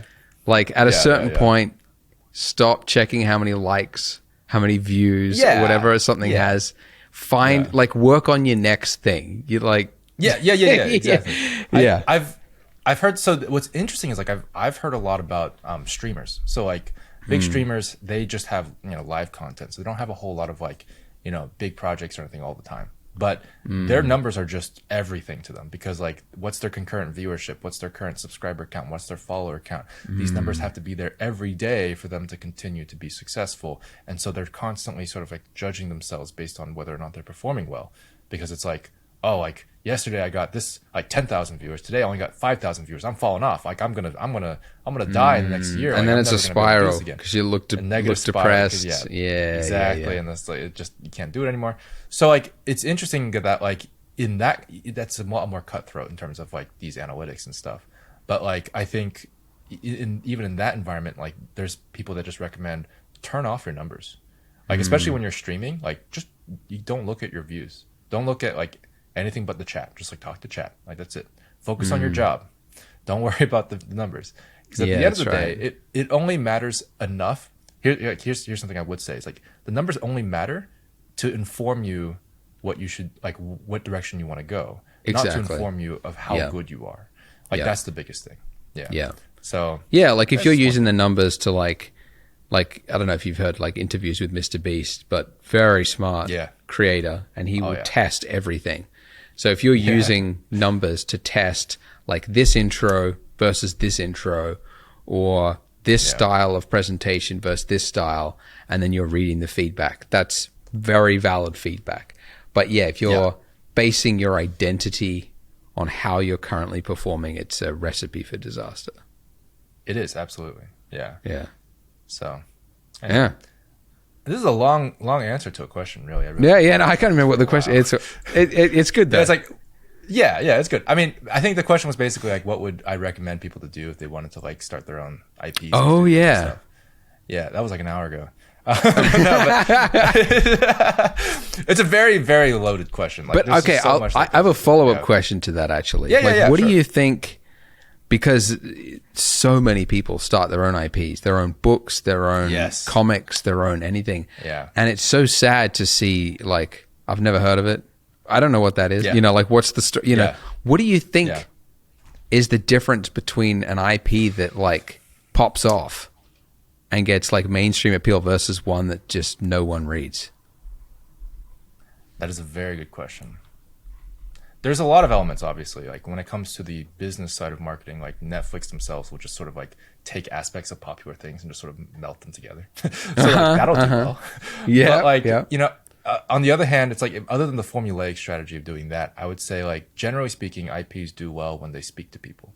Stories do well when they speak to people. Like Toy Story was a really good really good movie and a really good story because every kid could relate to it, right? Like every kid was like, my toys, I imagine them doing that too. Yeah, right? They're always like, moving. Oh, real. Yeah. Yeah. So it's like what it's doing specifically, what I think generally what like really good IPs and good stories do is they are able to speak directly to a large group of people, which is difficult because like the more specific you get, the smaller the group gets, right? So it's sort of like, how do you speak directly to someone who's also everywhere, right? It's like, how do you speak to someone who's like so specific to them, but also everybody can relate? That's a really hard thing to describe, but I would say that's probably it. And like, this is just my own theory crafting at the end of the day. But like, I think if you look at all the big successful IPs, generally speaking, it's like, you feel good because you're like, the superhero movies are good because people are like, I wish I was a superhero. Like, that's generally speaking why people watch superhero movies. It's like, I wish superheroes were real. I wish I was a superhero. I want to see superheroes succeed because like, that's kind of like the general feeling of like, yeah, that's the world can use a hero, right? It's like, that's what we want. So it speaks to a lot of people. And because there's so many other elements of like, oh, is it like a male protagonist? Is it the female protagonist? Does it have good visuals? Like all these things I think are secondary to like the story. Can you touch people's hearts? Right. That's ultimately what it is. Yeah. And that's such a hairy, like it's such nobody wants that answer, Yeah. But it's so true. Like, because I was thinking like concept is a big part. Like I've read books that have just like an interesting like a concept.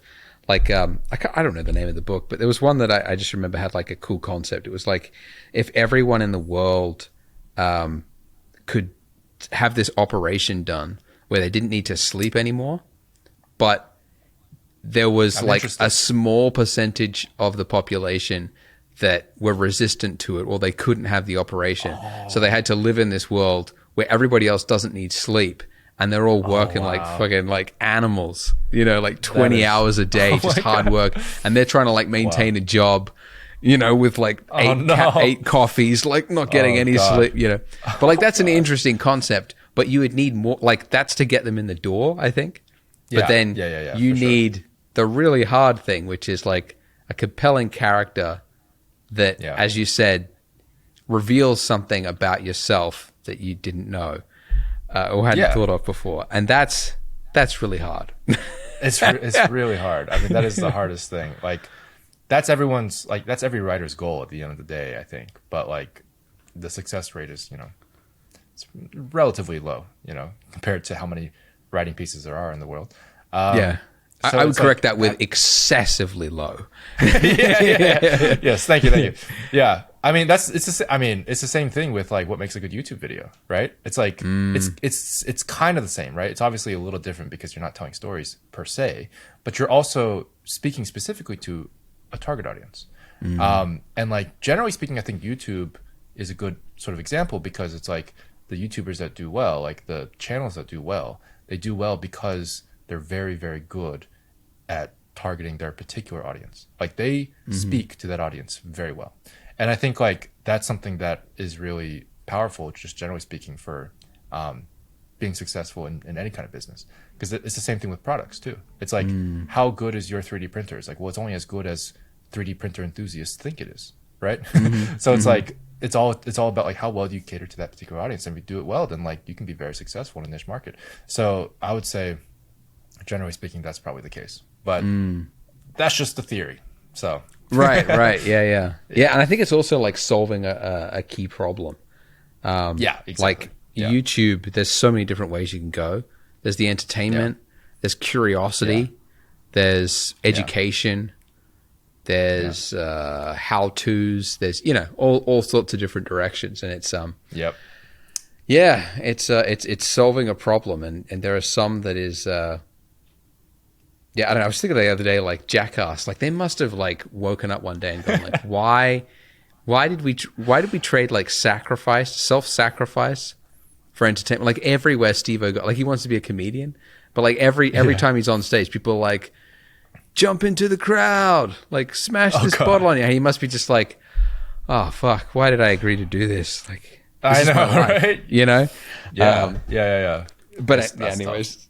Side point. No, Yeah. No, yeah, it's a good point. Well, because like solving a problem is solving a problem for somebody in that particular audience, and so like that, they're like, that's exactly what I needed. And once you get that, it's like, I think it's the same for stories, because you're solving a problem in someone's own heart. Yes. Like, reaching someone specifically. Yeah. It's very abstract. So yeah, I mean, yeah, that's what I would say. Yeah. It sounds like a very, very, very risky endeavor, creating your own IP. That's correct. That's correct. Tell me about the cost. Like, how much does it cost for, say, like 10 seconds of animation for a studio of your size, indie studio? I think like per minute is probably easier to estimate. Okay. It's like per minute at the moment, and we're obviously working on driving down costs as well, by like making things more efficient. But I think like right now per minute is like 5 to 10K. 5 to 10. Wow. Yeah. Okay. So basically for a 4-minute, like I'm just looking on your channel, like the Yelan and Daya steal a car from Genshin Impact. That is 5 minutes long. So we're looking at potentially like 25 to 50K to make that. Yeah, pretty much. Yeah. It's something, and that's with a talented crew who like has already learned all these skill sets, right? Like right. Yeah, they've got a pipeline in place. Yeah. Yeah. Exactly. Is that I'm actually curious, like because you do these sponsored videos, you're obviously making a profit off of that, so that they're paying you more than what it costs. Yes. In this particular case, hopefully, right? Like that depends on if we go over budget, to be fair. But like at the end of the day, like that's the goal, right? So like sponsors, they help provide funding for the studio by like, you know, funding the actual cost of the project, and ideally more, so we can actually do some other stuff. So like that is the goal for sponsored stuff, absolutely. And that's how things get a bit more sustainable over time. Got it. But yeah, we have a couple other revenue streams too. So it's like at the end of the day, it's like that's just one of the things. Right. And what it's expensive. merch is that your biggest, your second biggest? It varies. I think right now, because we have a course, we also have add-ons, we also have the Patreon, and so like the course does pretty well. Generally speaking, it's been doing pretty well for I think 3 years now. Shout out your course. Where can people find it? Yeah, you can find it at bloopanimation.com/. What, spell that? Bloop? Bloop. BLOOP. Okay. Animation. It's a third party. .com/Dillon Goo. Yeah. /Dillon Goo. I'm just gonna. Sorry, keep talking. I'm pulling it up. Yeah, no worries. So that course is an animation course, and it goes over specifically how to use animation in Blender. So like all the tools and stuff, I go over sort of like how beginners and also like other advanced users who are from other software can actually use Blender's tools for animation, and get started in learning their own sort of animation career. Yeah. So I also provide a bunch of assets. So I think that's the thing I'm most proud of, is like we are able to provide a really nice rig of Abby. She's a cat girl character from our Cyberkatsu short, and you can actually animate her, as well as a couple props, including like a motorcycle and a knife that all come pre-rigged, and it's like pre-shaded and everything looks really nice. That's something I never had when I was animating. Like I didn't have like a professional rig that I could really try out. So I think that's a pretty cool thing that people have been really enjoying. I've seen a lot of people's posts on Twitter and stuff, like where they post their animation tests with her, and that's been really cool to see. So if you guys make any, make sure to tag me on Twitter. I'll So is, because actually this was another question I had, which was like, what resources would you suggest to beginner animators? So is this a course for complete beginners? It's absolutely accessible to beginners. It goes over everything from navigation and stuff too, for Blender. I also recommend in the course, and also right now, the Blender Fundamental series, because I've made those too. So that's actually just like on the Blender channel, but like you'll recognize my voice, so you know it's the same teacher as the course, so that's nice. But yeah, the I Blender didn't know Fundamental that. series just... Wait, you did that? Yeah. The 2.8 that was me. fundamentals. 2.8. Yeah, that's the you one. did that whole series. I did the whole series. Yeah. Oh my god. So I mean, because I've seen a couple of the videos and I just didn't recognize the voice. Yeah, That's insane. Wow. Okay. Yeah. Damn. Yeah, there you go. It was a lot of fun. Was that did they pay you for that, or was it just like for fun? Yeah, they did. No, they did pay me for it. Yeah. They wanted some like, very sort of agnostic, like, to the point, encyclopedic type of videos for Blender. And I was like, yeah, I'm totally down. I think I did like a couple tutorials in the past, and they're like, oh yeah, we kind of like your like, very to the point approach of explaining things. I was like, okay, cool. I'll do that. Nice. That's awesome. So, wow. Yeah. It was funny. I think Alan, the captain. Yep.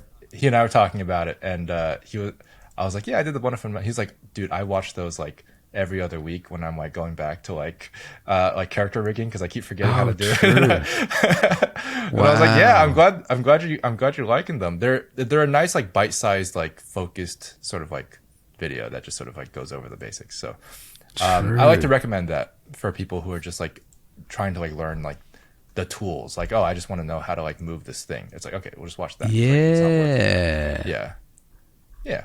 Interesting. Or my donut. How dare you intrude on my territory? Yeah. And the donut. Oh, I always recommend the donut, of course, obviously. Actually, just before this recording, I was recording a new donut. Is it version 4?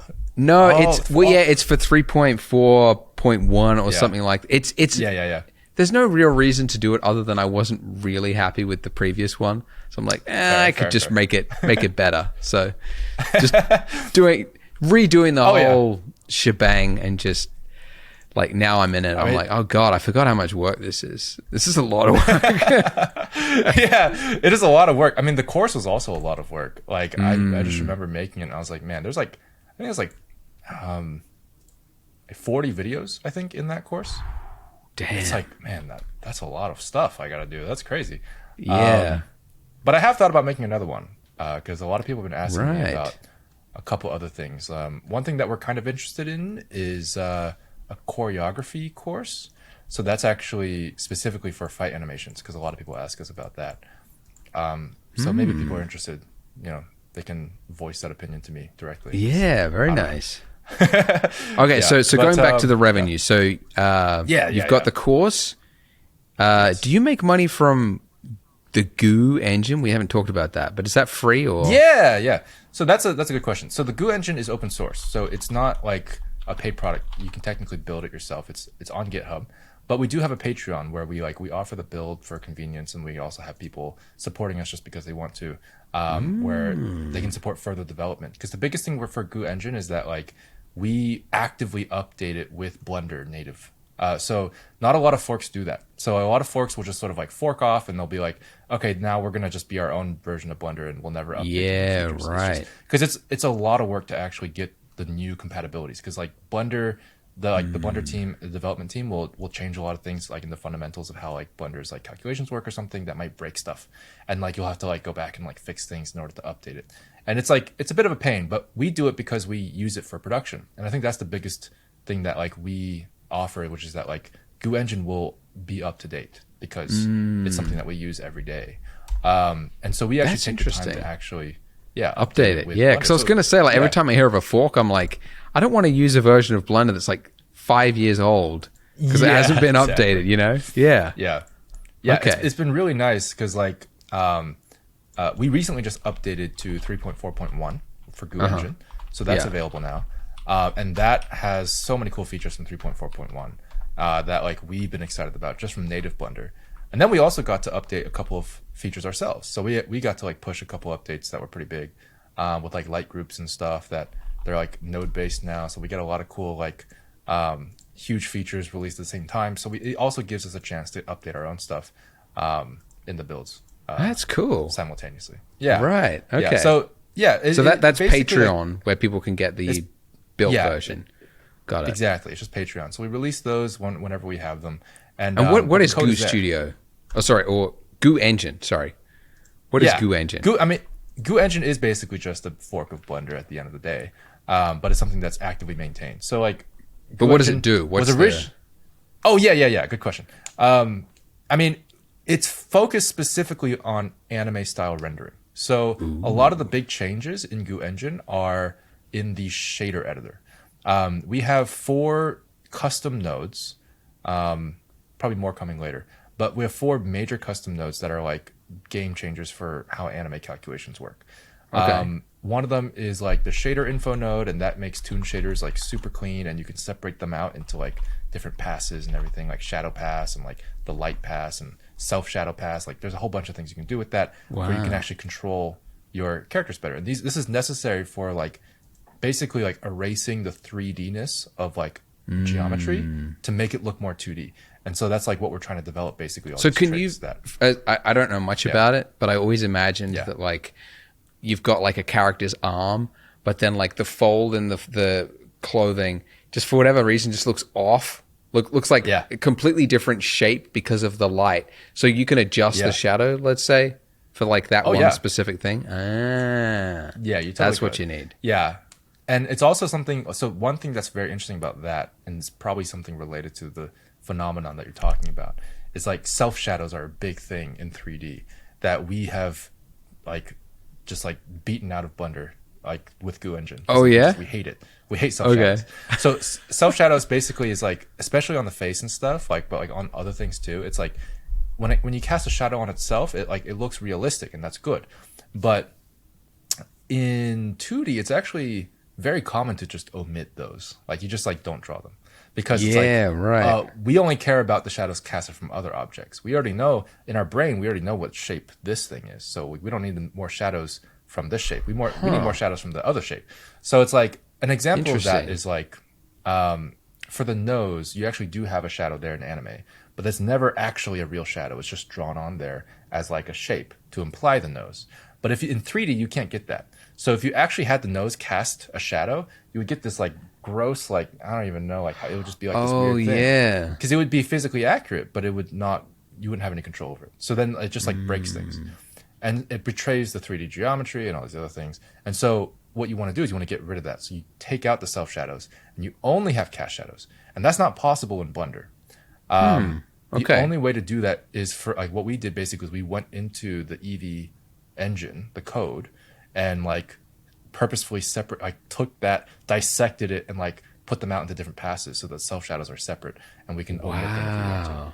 Yeah, so it's like this. That's this whole fascinating. thing that, like, yeah, and that's the reason why. By the way, I never thought of that. But yeah, anime. Yeah, it's just kind of like like clean, flat. Yes, it's very clean. Aside from like the environment. Shadowing on. Oh, interesting. Yeah. Okay. But where do you need the shadow? You need it like under the chin, under the nose. Yeah, under the chin. Yeah, that's good. Under the nose. Usually like right here on the jawline too. You always have like a good shadow there, because you want to accent that, because you have no other like way to show depth. So you want to make sure that's like the head is separate from the neck. So how do you do that? Are you like drawing it in? You can do it a couple different ways. We're kind of experimenting with some more like drawing style things, because that gives you a lot more control. But in the past, we just used normal editing. So that's like a thing where you basically trick the shader into thinking that the object is a different shape. And so you basically simplify the shading, even though the geometry is very complex. So like what I'll do is I'll normal edit it so that like the geometry looks like a real face, but then like the normals think it's a sphere. So it's just like it shades like a sphere. So you just have like a single cut right here, and then you can just move the light so it like lines up here, and then you're good to go. Whoa. Yeah. Okay. Stuff like that. And you can also animate it so that like it goes across the face. Yeah. No, you're good. Okay. I'm curious. What did everyone talks about Spider-Verse, Into the Spider-Verse? Yeah. How did they do it? They honestly, I think they did basically the same thing. I'm not actually sure how they did their shadows in particular. But I assume it's probably normal editing, because that's the same for most things. But they had a bunch of custom tech. So like, not only did they do shadows, they also did a lot of line work. So they had like this whole like machine learning line animation thing that they could draw. I heard about that. Yeah. Yeah. So that's like a whole thing. That's like, they could probably use that for certain shadows too.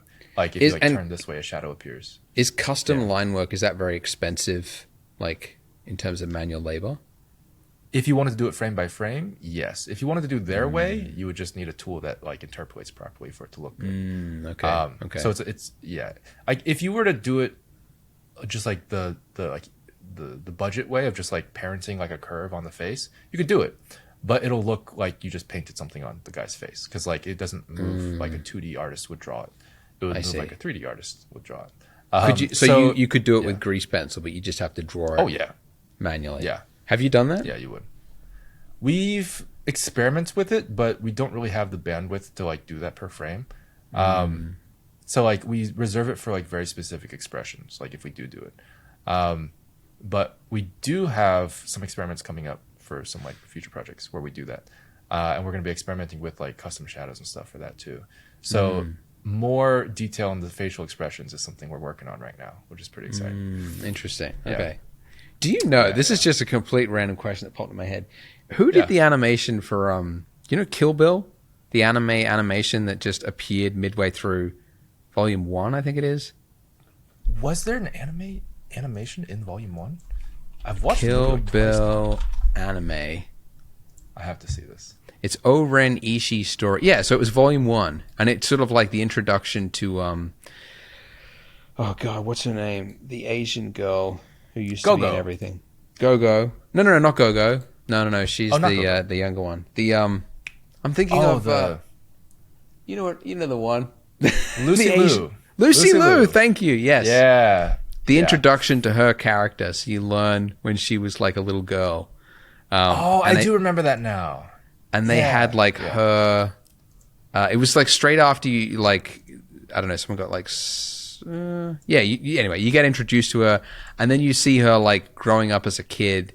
And like her dad dying and these like guys coming in with samurais. But like the style of it was just incredible. I've always wanted to watch like a whole movie in that style. That's true. Yeah. But anyways. Might I recommend Kung Fu Panda? Kung Fu Panda.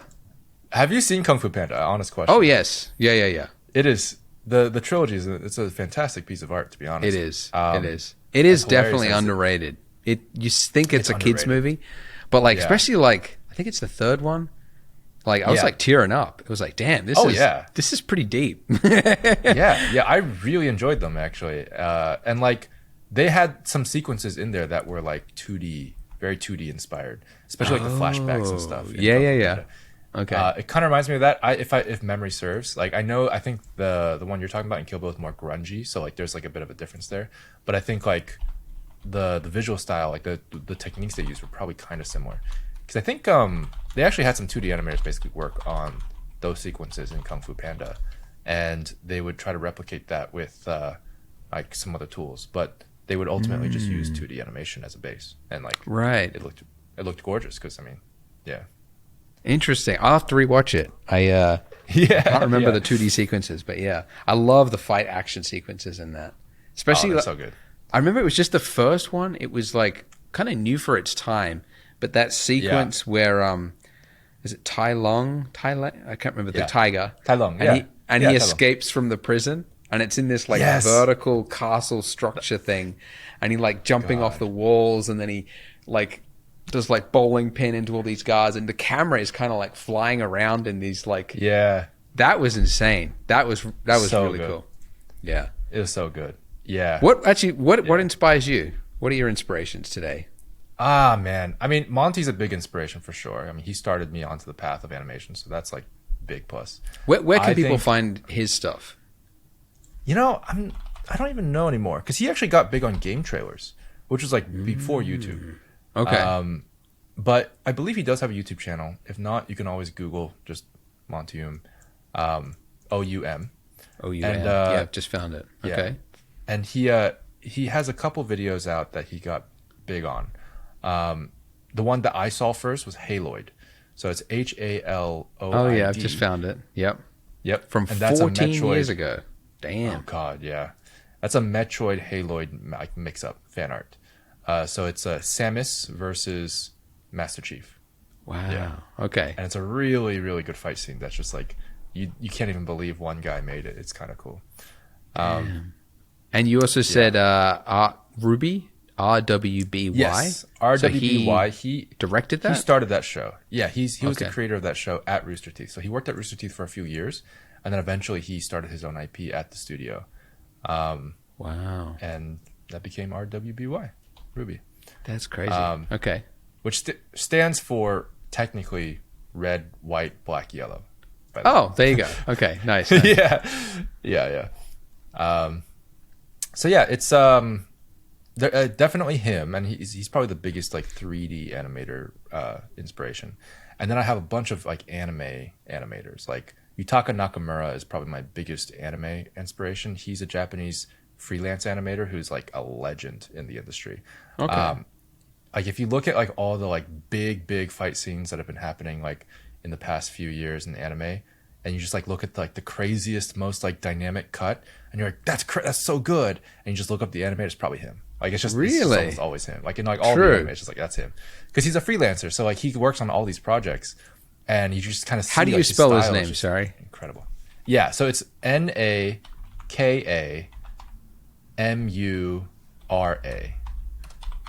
MURA. Nakamura. Yeah, Nakamura. Yeah, and his first name is Yutaka, but or I guess it's his last name.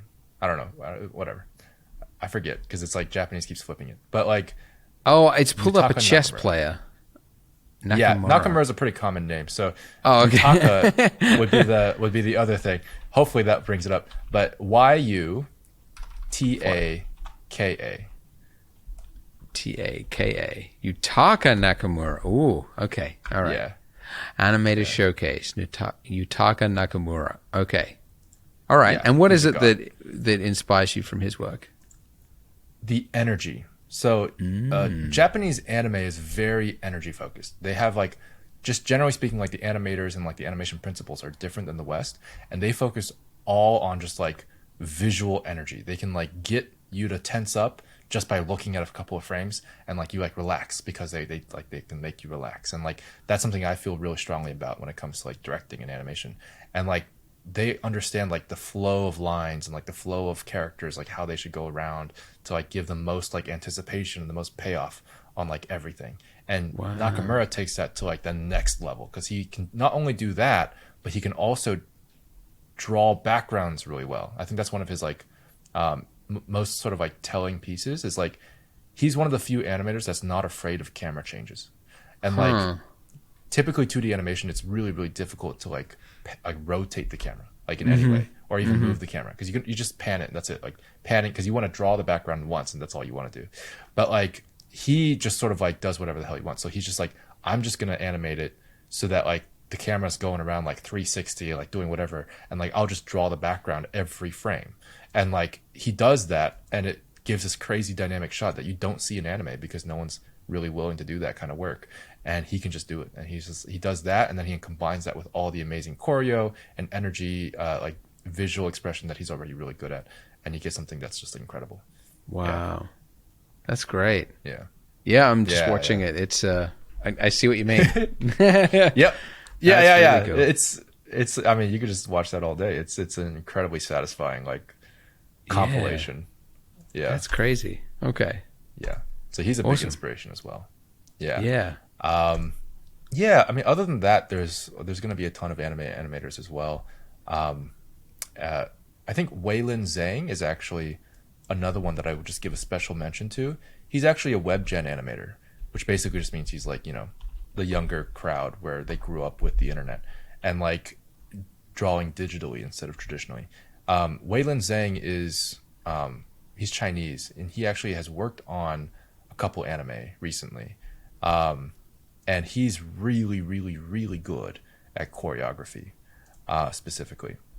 So I think he does a really good job at doing hand-to-hand combat and stuff like that. He's just like incredible at like choreographing a believable anime but grounded fight scene. Like he doesn't go as far into like the whole explosion, like push him 100,000 feet away or anything like that.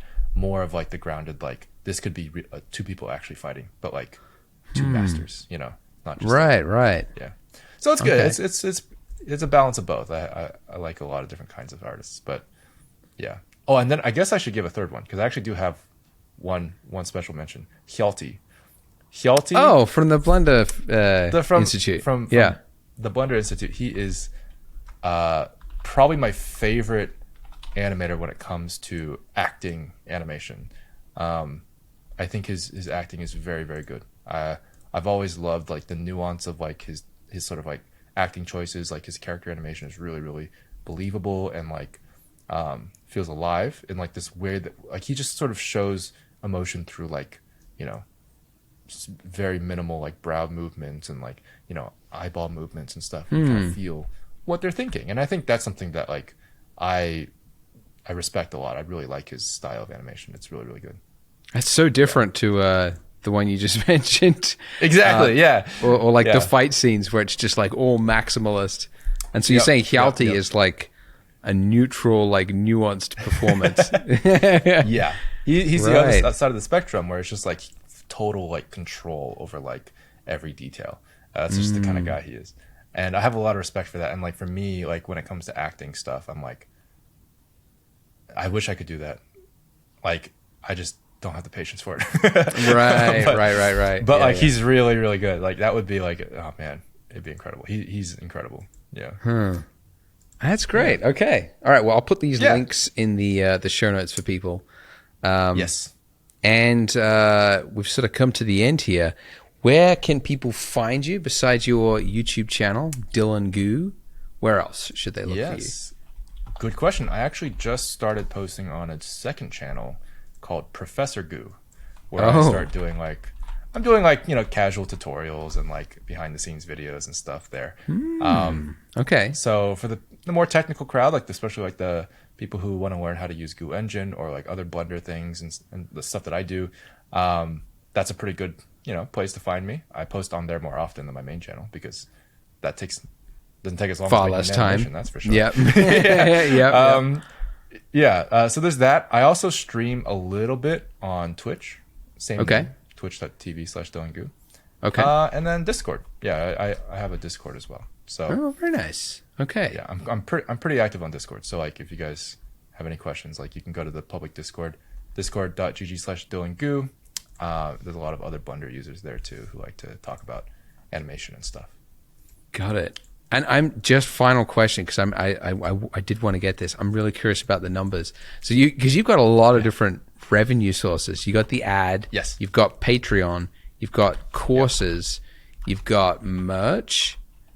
Yes. Yeah. What if you had to put them in order? I'm just curious. Like what makes the most money for you? If you don't mind sharing. Man. No. Yeah. I don't mind. I just like I wish I like. Because it changes every year because we've been doing so many things. So it's like, because the studio is pretty young. I think the studio's been around for technically about 2-3 years right now. And so it's like we've been sort of like experimenting with different revenue sources. And so recently, I think the biggest thing is like the sponsorships have helped a lot. So like that's just like a single like source of revenue. It's like, oh yeah, they help fund the project. So that's good. But then other than that, I would definitely say like the course is probably second to that.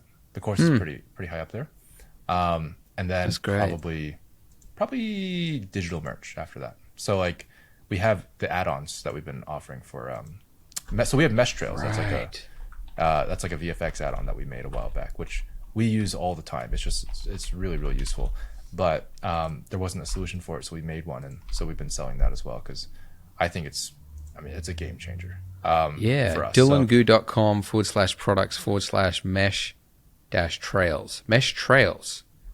Yes, okay. Mesh Trails. You can also go to meshtrails.com. Yeah. Oh, fair enough. It's basically, you know how like people have like tutorials about how to make sword trails and stuff. And, You want to do a simple sword trail, but like there's like usually all the tutorials talk about like there's like a 5-bone rig and like you gotta like offset the keyframes and like it takes like an hour just to get like one swipe down. Okay. And like we tried that. We actually made this back in Demon Slayer Cats because we had a fire sword effect that we wanted to do, and I was like, the whole video has sword trails. How are we gonna do this? Oh right. So we ended up developing a solution that would allow us to actually use sword trails automatically. So it's a fully automatic solution. It just makes it for you. Wow. Out of a mesh, and then like you can just sort of add shaders to it and make it whatever you want. And that was that's so cool for us. Wow. Yeah, it saves us so much time. And that makes a lot of sales. Yeah, decent amount for sure. Because I think it's like that's people great. Are like, this is actually really, there is not really a huge solution for it in the market anywhere else. So that's been really cool. And people have been, if I could really suggest, sell different tiers for different studios, teams, studios, and single. I was thinking about that as well. yeah, that was something that I was considering. I was like, I'm wondering how we can do that. And I think Blender Market has a really good support for that. So I just got to figure it out for Shopify, and we're good to go.